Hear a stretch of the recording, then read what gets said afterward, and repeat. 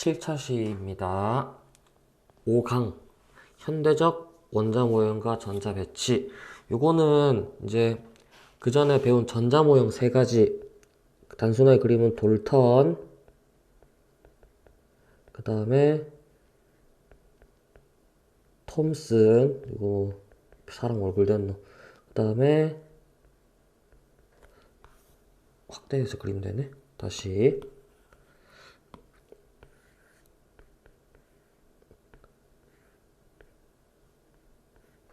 러더퍼드. 이렇게 과학자들에 의해서 만들어진 원자 모형들이 이제 더 새로운 것도 발견되고, 이제 이제 이론에 새로 발견된 게 그전 이론에 맞지 않으니까 새로운 이론이 나오고, 그것에 대해서 모형이 새로 만들어지는 과정이 있습니다. 자, 첫 번째로 나오는 과학자는 보어고, 원자 모형 중에서는 네 번째입니다. 네 번째. 자, 보어는 뭘로 실험했는가? 수소 원자의 선 스펙트럼. 아마 통합과학 시간에 스펙트럼 보는 걸 했을 건데, 통합과학 시간에. 자, 수소 기체를 방전관에 넣고 방전시키면 수소 방전관에서 빛이 방출된다. 이 빛을 프리즘에 통과시키면 불연속적인 선 스펙트럼이 생긴다. 자, 이거는 아마 물리에서 배울 겁니다. 빛이 진행을 하면은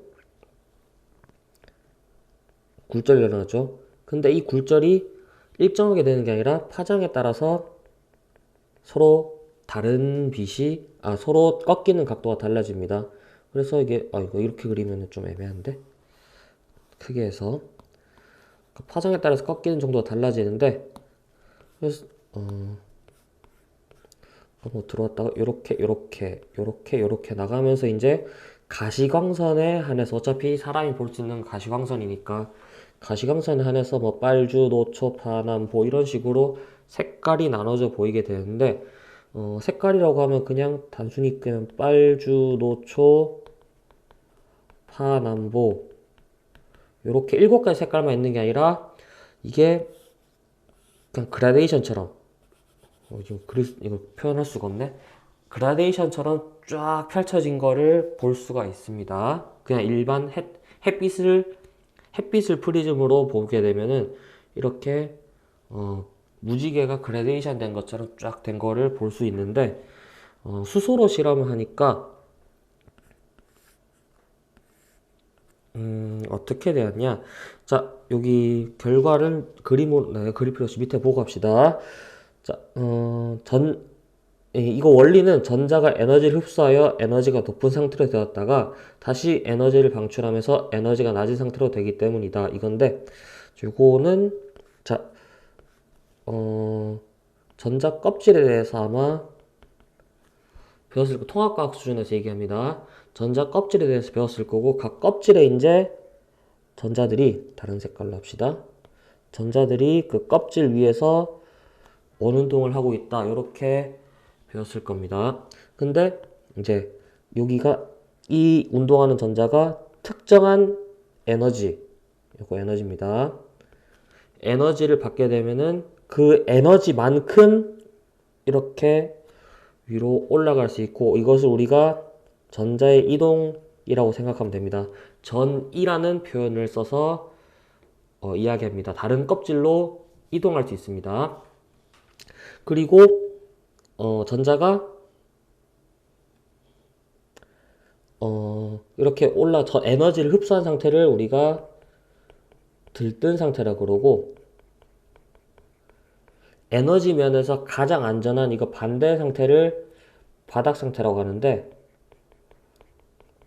이거는 단순하게 바닥 상태는 에너지가 가장 낮은 상태, 그리고 들뜬 상태는 그 바닥 상태를 제외한 조금 받아도 들뜬 거고, 많이 에너지를 조금 흡수해도 들뜬 거고, 많이 흡수해도 들뜬 겁니다. 그래서 안정도를 보면은 이 바닥 상태가 가장 안정하고 들뜬 상태는 불안정하기 때문에 항상 안정해지기 위해서 이렇게 다시 바닥 상태로 돌아오려고 합니다. 그럼 이 돌아올 때는 내가 흡수한 만큼 에너지를 다시 내보내야 되기 때문에 내보내는데 이 내보내는 것을 우리가 빛으로 보는 거지. 이거를 볼 수 있는 겁니다. 그래서 만약에 러더퍼드의 모형이 옳다. 러더퍼드는 전자 껍질에 대한 개념이 없었기 때문에 전자는 핵으로부터 어떠한 거리에선 존재할 수 있기 때문에 1학년 때 배운 걸로 얘기하자면은 껍질이 되게 무수히 많은 상태가 되는 겁니다. 전자가 이동할 수 있는 궤도의 이제 핵으로부터의 거리가 무수히 많은 경우의 수가 생기기 때문에 요거에 대한 에너지가 전부 표현이 가능해서 스펙트럼이 연속으로 나와야 됩니다. 러더퍼드 모형이 맞다면은 스펙트럼은 모든 게 표현 가능하기 때문에 연속이 나와야 됩니다. 그래서 아까 그 무지개 그라데이션처럼 나오는 거고 나와야 되는데 실제로 보어가 실험해 보니까 이렇게 나오더라. 요 그림처럼 나오더라. 이게 지금 흑백이라서 그런데 포인트는 이겁니다. 빨강. 그다음 여기는 정확하게는 색깔이 안 나오는데 초록일 겁니다.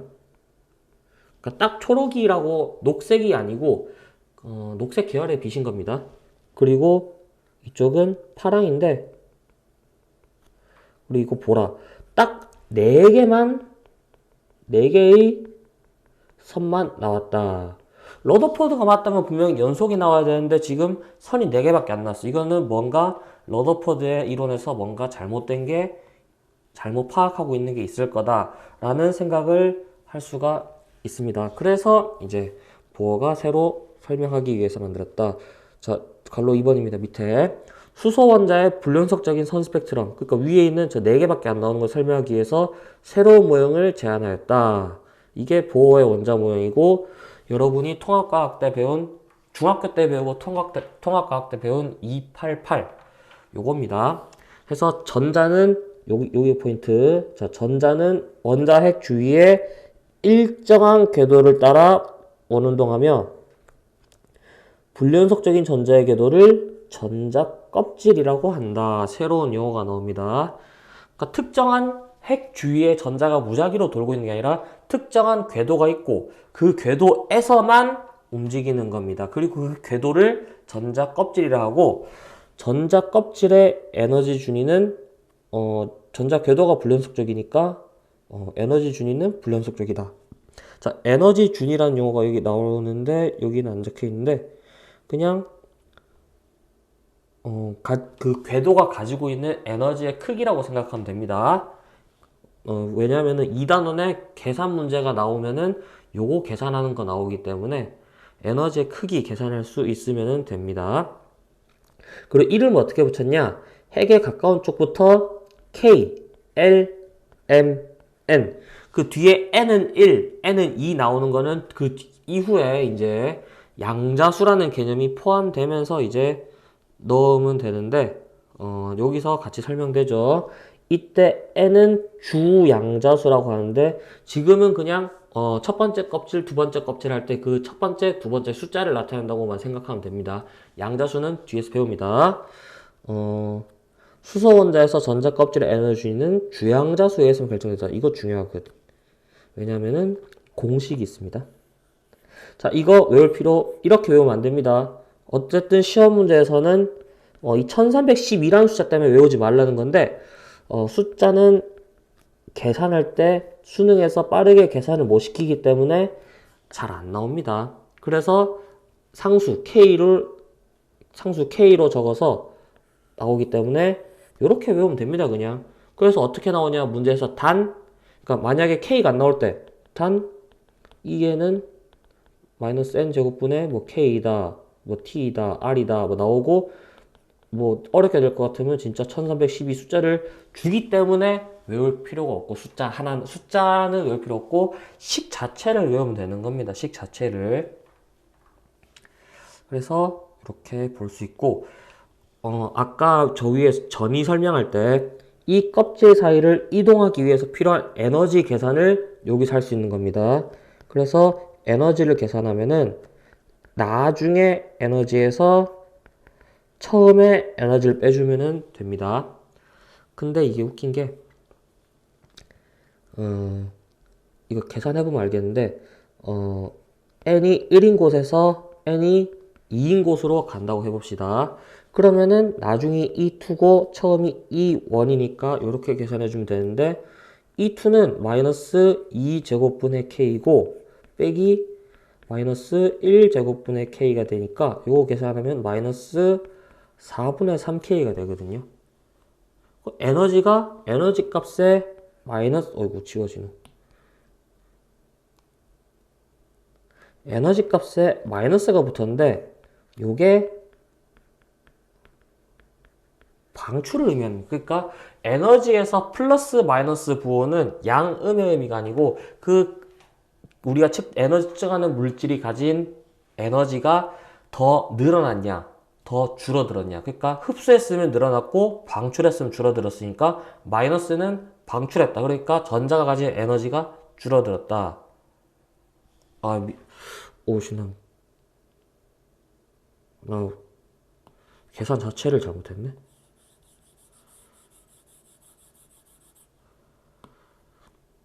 자, 다시. 자, 그러면은 다시. 그러면 여기서 n이 우리가 문제에서 많이 보는 거는 n이 2인 곳에서 n이 1인 곳으로 이제 밑으로 내려오는 문제가 많이 나옵니다. 에너지가 방출되는 거. 흡수 문제는 잘 안 나오는데 우리가 흡수를 어디서 많이 보냐면 지구과학에서 많이 봅니다. 그래서 우리는 방출만 볼 건데 가장 많이 나오는 방출인 2에서 1을 봅시다. 그러면은 나중이 E1이고 처음이 E2니까 요거 계산해주면은 마이너스 1제곱분의 K 빼기 마이너스 2제곱분의 K 해가지고 요게 마이너스 K이고 요게 플러스 4분의 K이기 때문에 마이너스 4분의 3K라는 에너지가 되는데 에너지는 크기의 수치이기 때문에 음수가 나올 수가 없는데 나왔죠. 이건 뭐냐면은 요게 방출을 의미하는 겁니다. 에너지에서 앞에 부호가 붙었다는 거는 에너지의 출입을 의미하는 거지 뭐 양이 늘었다 줄었다 출입을 의미합니다. 그러니까 에너지가 플러스면은 4분의 3만큼 흡수를 했다. 그러니까 내가 가진 에너지가 늘었다가 표현이 되죠. 플러스니까. 흡수를 했으니까 늘었지. 마이너스는 내가 가진 에너지 줄어들었다. 그럼 그게 어디 갔어? 나갔으니까 방출되었다. 이렇게 에너지를 표시할 수 있으니까 이렇게 배워놓으면 좋은데 아마 여러분 모의고사나 수능이나 책에 있는 문제나 대부분 풀이집을 보면은 나중 빼기 처음으로 안 가르쳐요. 그냥 큰 데서 작은 데 빼라 그럽니다. 그렇게 해야 양수를 만들 수 있거든. 그러니까 왜 음수로 안 되는지 설명을 하려면 화투로 가서 설명을 하니까 여기서는 설명을 그걸 안 하기 위해서 그냥 계산 자체를 양수로 답을 나오게 하는 계산을 하는데 이제 여러분이 나중에 더 물리를 더 배우든지 화학을 더 배우든지 생물이나 지구학을 더 배우든지 항상 나중에서 처음 빼는 거를 알고 그때 나오는 부호가 어떤 의미를 가지는지 이해를 하고 풀어야 이게 공부가 되는 겁니다. 그래서 이 에너지 계산에 대해서 설명했는데 이 계산이 2단원 여기 그러니까 원자의 세계 큰 2단원 대단원 2단원에서 나오는 유일한 계산이라고 보면 됩니다. 자 3번 이제 가봅시다. 계속 책에서 자 보어가 이제 이거에 대해 설명을 했는데 원자핵에서 멀어질수록 껍질의 에너지 준위는 높아진다. 요거는 우리가 이 공식을 계산할 수 있으면은 바로 설명할 수 있습니다. 자 그리고 인접한 두 전자 껍질 사이의 에너지 간격은 좁아진다. 왜냐면은 n제곱이 들어가기 때문에 좁아지고 있습니다. 요거도 직접 본인이 E1부터 시작해서 E10 정도까지만 적어보면은 다 파악할 수 있습니다.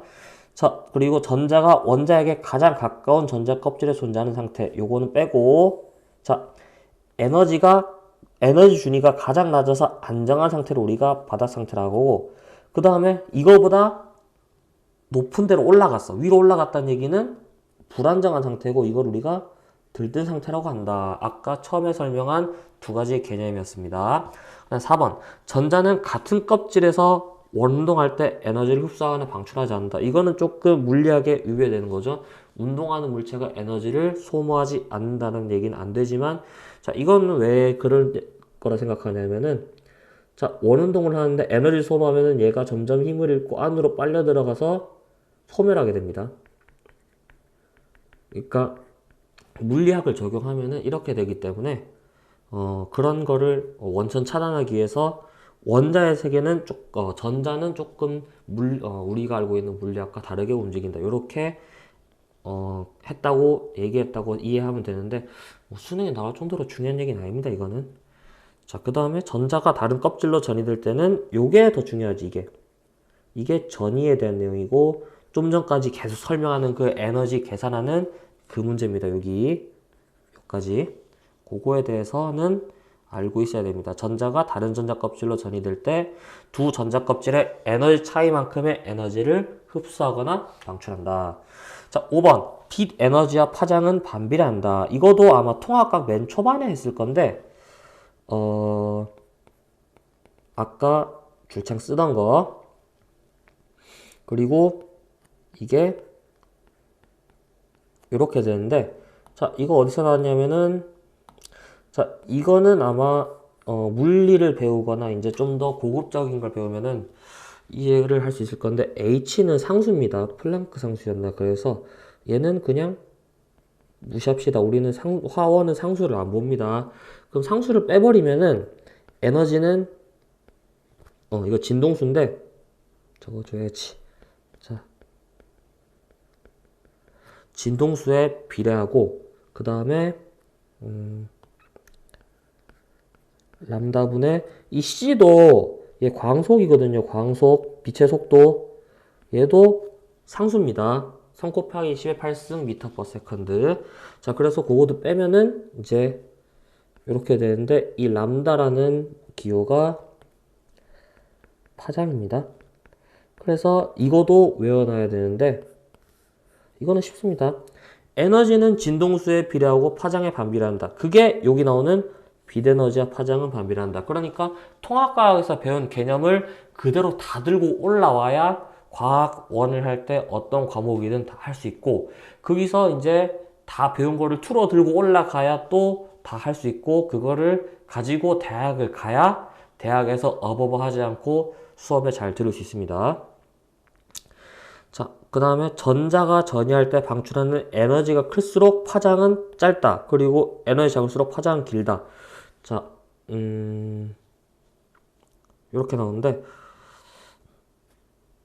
요거랑 6번이랑 그 다음 페이지 잠깐만 6번까지 보고 추가 설명하겠습니다. 전자가 3, 4, 5, 6인 껍질에서 2로 전이할 때 가시광선의 빛이 방출된다. 꼭 3, 4, 5, 6만입니다.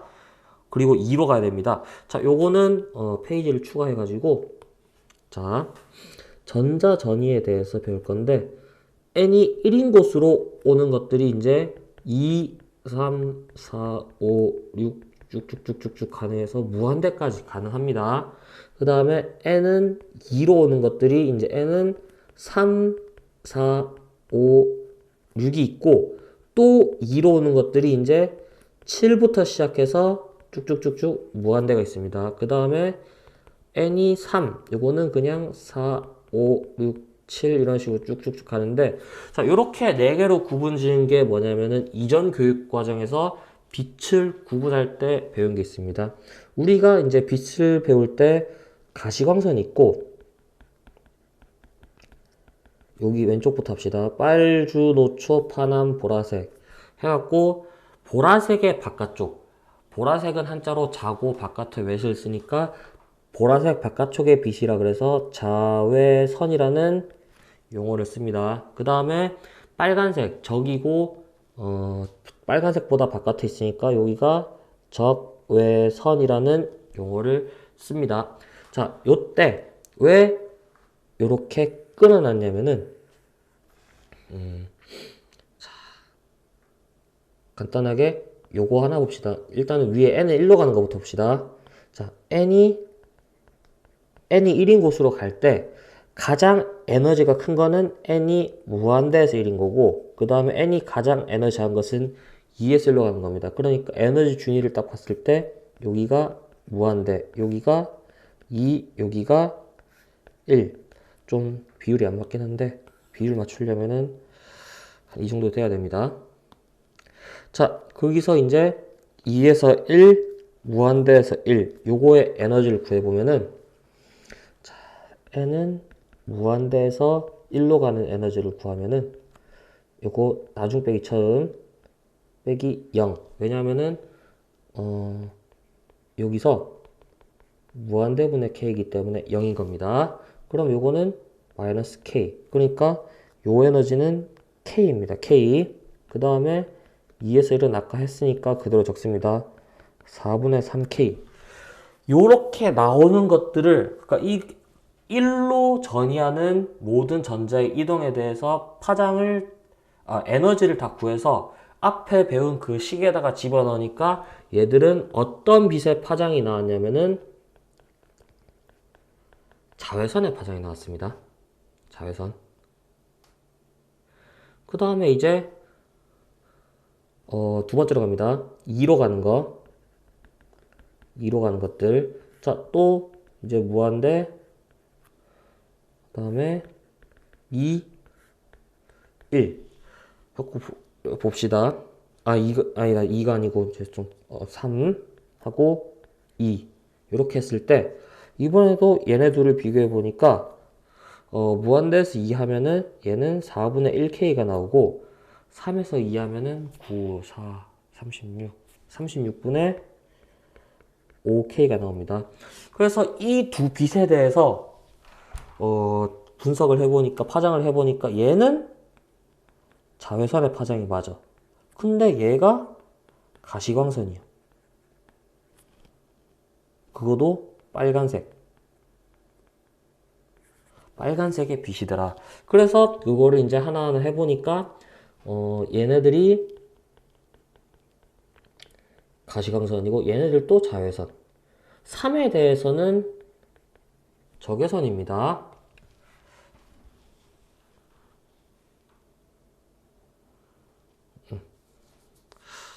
이거를 설명하자면은 2, 3, 4, 5, 6, 7, 8, 9 해가지고 자 2, 3, 4, 5, 6, 7, 8, 9 했을 때 2, 3, 4, 5 분명히 밑에 설명할 때는 뭐 3에서 2가 빨간색인데 왜 적외선이 3으로 가는 것들이 했을 때 얘가 빨간색입니다.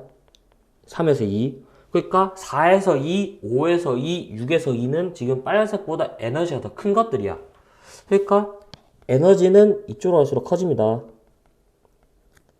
그리고 파장은 이쪽으로 갈수록 커집니다. 파장은 반대입니다. 그러니까 빨간색 쪽이 파장은 길고 에너지는 작고 보라색 쪽이 에너지는 크고 파장은 짧고 그 빛에 대한 성질, 적외선, 가시광선, 자외선 등에 대한 성질들도 배울 수 있는데 요거는 나중에 기회가 되면은 보도록 합시다.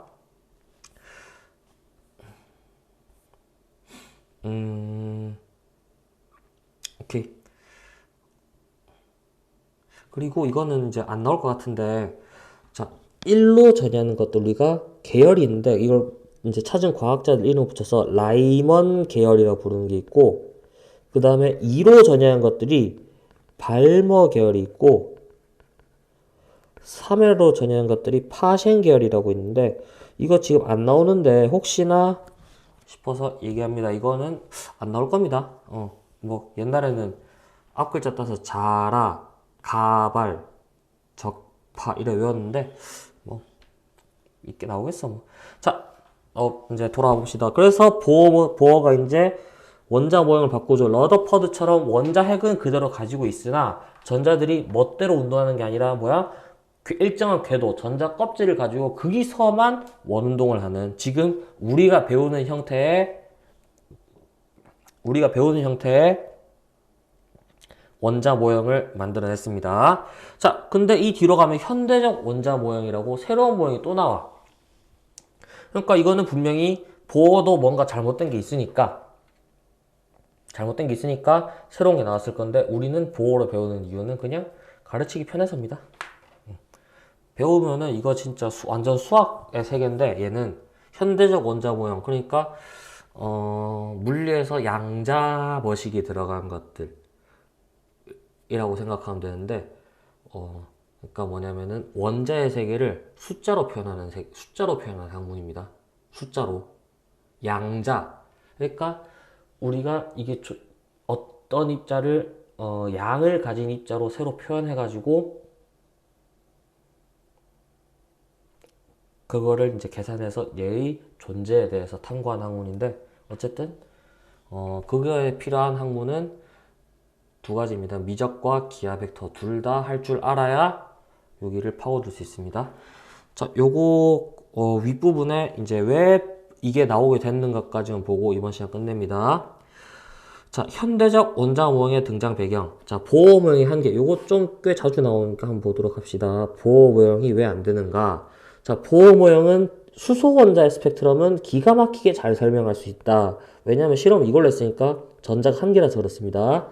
그래서 수소 원자 잘 설명하지만 전자가 두 개 이상인 다전자 원자의 스펙트럼을 설명할 수 없다.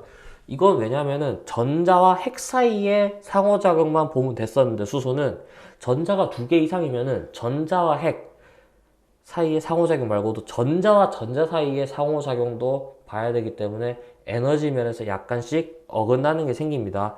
그러니까 아마 통합과학 책에 칼라로 나올 건데 헬륨의 스펙트럼, 딱 전자 두 개인 헬륨의 스펙트럼만 봐도 에너지 준위에 따라서 수소는 빵빵빵빵 빨간색에서 보라색까지 점점 줄어드는 모습을 보여야 되는데 간격이 좀 이쁘게 그리자. 빨간색부터 보라색까지 간격이 점점 줄어드는 이런 형태를 보여야 되는데 아마 헬륨은 뭐 3개, 1개, 뭐 2개 이런 식으로 간격이 지들 멋대로인 걸 볼 수 있습니다. 이건 보호가 설명이 안 되거든. 그래서 새로운 모형이 필요하게 되었다. 이렇게 알고 들어가면 됩니다. 요거 간격이 이제 줄어드는 것도 하나의 포인트로 삼아 놓으면 됩니다. 나중에 문제에서 이런 거 나오면은 문제 푸는 팁은 그때가 설명할게요. 자, 그 다음에 두 번째는